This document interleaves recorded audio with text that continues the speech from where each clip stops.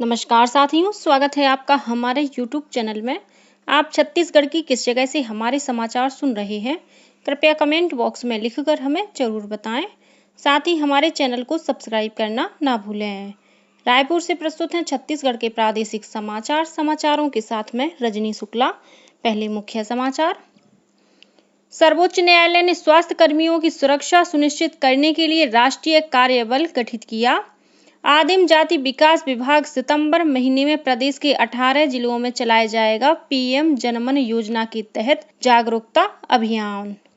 रायपुर स्थित प्रदेश भाजपा कार्यालय में कल से शुरू हुआ भारतीय जनता पार्टी का सदस्यता अभियान और कार्यशाला।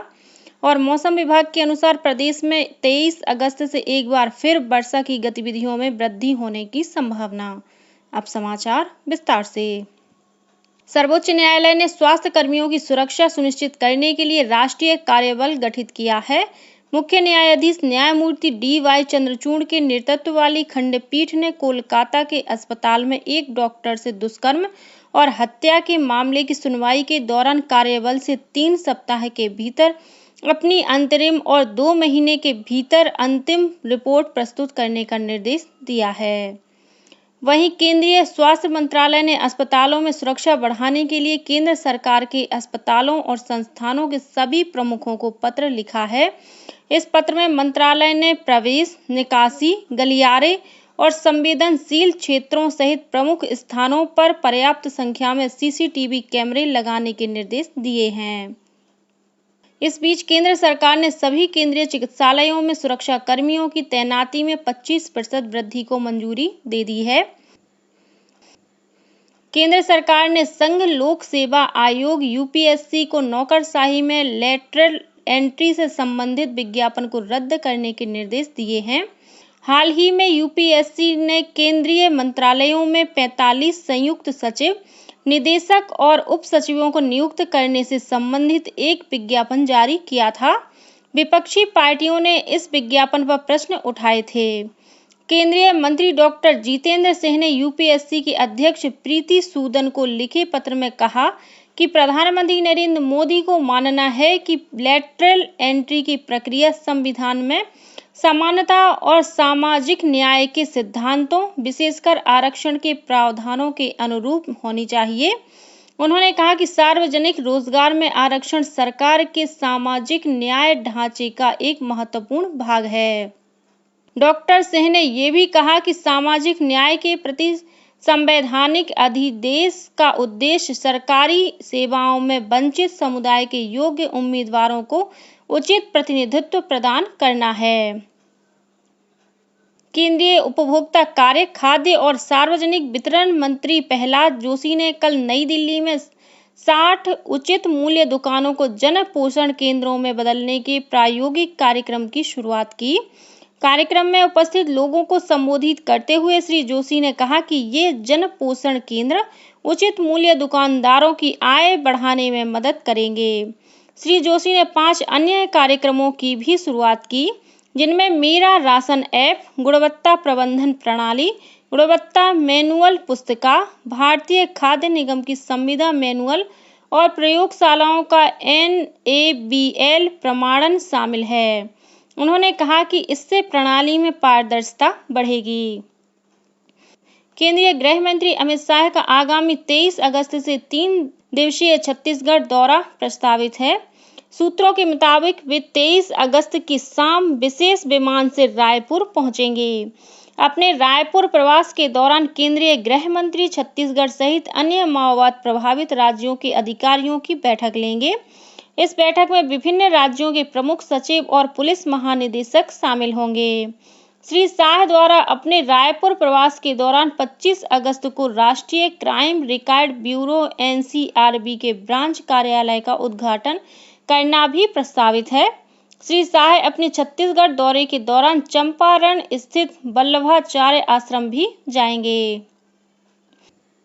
आदिम जाति और अनुसूचित जाति विकास विभाग की ओर से सितंबर महीने में प्रदेश के 18 जिलों में पीएम जनमन योजना के तहत जागरूकता अभियान चलाया जाएगा।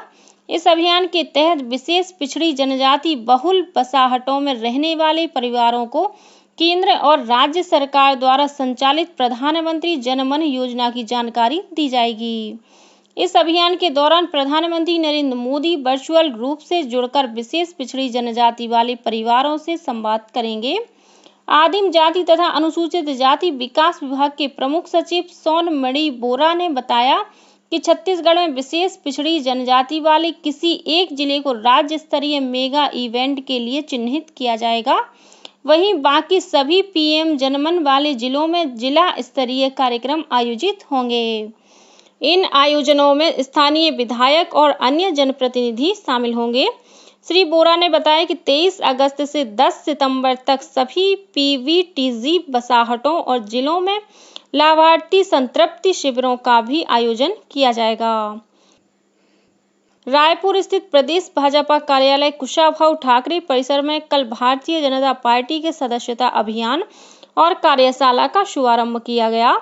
इस मौके पर प्रदेश अध्यक्ष किरण सिंह देव ने बताया कि बीते 17 अगस्त को राष्ट्रीय अध्यक्ष जगत प्रकाश नड्डा, केंद्रीय गृह मंत्री अमित शाह और राष्ट्रीय महामंत्री संगठन बीएल संतोष ने आगामी 6 महीने तक सदस्यता अभियान चलाने का निर्णय लिया है।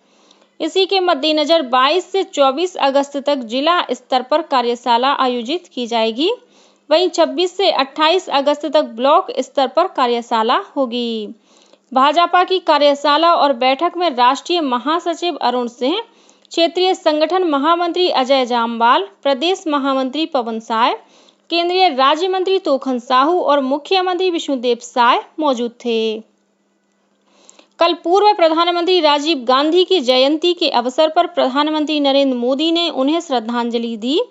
वहीं लोकसभा में विपक्ष के नेता और कांग्रेस सांसद राहुल गांधी ने नई दिल्ली में वीर भूमि जाकर पूर्व प्रधानमंत्री राजीव गांधी को पुष्पांजलि अर्पित की। इधर छत्तीसगढ़ प्रदेश कांग्रेस कार्यालय राजीव भवन में राजीव गांधी की जयंती पर उनके छायाचित्र में पुष्पांजलि अर्पित कर उन्हें श्रद्धांजलि दी गई। इस अवसर पर नेता प्रतिपक्ष डॉक्टर चरणदास महंत, पूर्व मुख्यमंत्री भूपेश बघेल, वरिष्ठ कांग्रेस नेता रविंद्र चौबे और पूर्व मंत्री उमेश पटेल सहित कांग्रेस के अन्य वरिष्ठ पदाधिकारी मौजूद थे।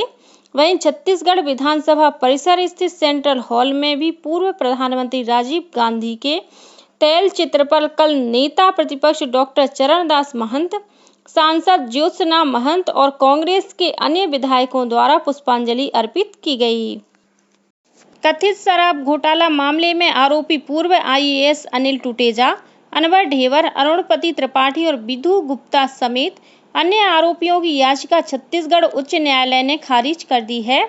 हाई कोर्ट ने कल इस मामले में ईडी, ईओडब्ल्यू और एसीबी के खिलाफ दायर सभी 13 याचिकाओं पर सुनवाई की।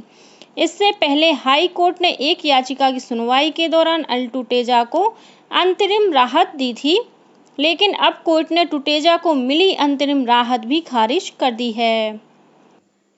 बलौदाबाजार सिंह मामले में कल जिला सत्र न्यायालय बलौदाबाजार में वीडियो कॉन्फ्रेंसिंग के जरिए सुनवाई हुई।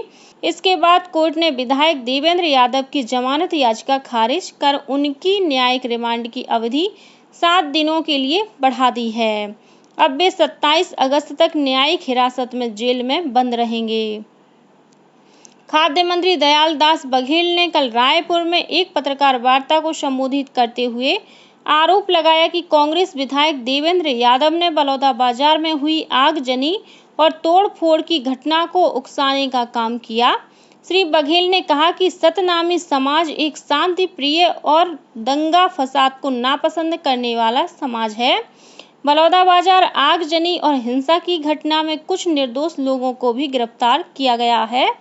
इस संबंध में सतनामी समाज ने मुख्यमंत्री विष्णुदेव साय से निर्दोष लोगों को जेल से रिहा करने की मांग की है। कांग्रेस विधायक दल की बैठक कल रायपुर स्थित प्रदेश कांग्रेस मुख्यालय राजीव भवन में आयोजित की गई। बैठक में कांग्रेस विधायक दल के नेता डॉक्टर चरणदास महंत, पूर्व मुख्यमंत्री भूपेश बघेल और अन्य कांग्रेस विधायक मौजूद थे। बैठक में तय किया गया कि विधायक देवेंद्र यादव की गिरफ्तारी को लेकर 24 अगस्त को प्रदेश के सभी जिला मुख्यालयों में कांग्रेस प्रदर्शन करेगी। आकाशवाणी केंद्र रायपुर द्वारा आज 21 अगस्त को शाम 7 बजे से रायपुर के चौबे कॉलोनी स्थित महाराष्ट्र मंडल में स्वतंत्रता का उत्सव शाम सिंदूरी कार्यक्रम का आयोजन किया जाएगा। इस कार्यक्रम में पंडित प्रभाकर कश्यप और पंडित दिवाकर कश्यप ख्याल गायन की प्रस्तुति देंगे। वहीं डॉक्टर नमन दत्त द्वारा सुगम संगीत की प्रस्तुति दी जाएगी। और अब पेश है मौसम का हाल। मौसम विभाग के अनुसार प्रदेश में 23 अगस्त से एक बार फिर वर्षा की गतिविधियों में वृद्धि होने की संभावना है। एक निम्न दाब का क्षेत्र मध्य बांग्लादेश के ऊपर स्थित है। इसके साथ ही ऊपरी हवा में एक चक्रवाती घेरा भी बना हुआ है।